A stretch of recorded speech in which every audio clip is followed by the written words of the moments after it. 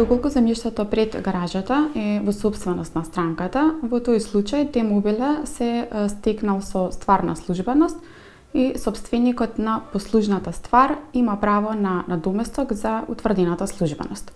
Оваа постапка е регулирана во Законот за сопственост и други стварни права, каде што првен е потребно да се утврди дека постои комунална техничка службеност, па потоа да се побара и надомес за утврдената службеност.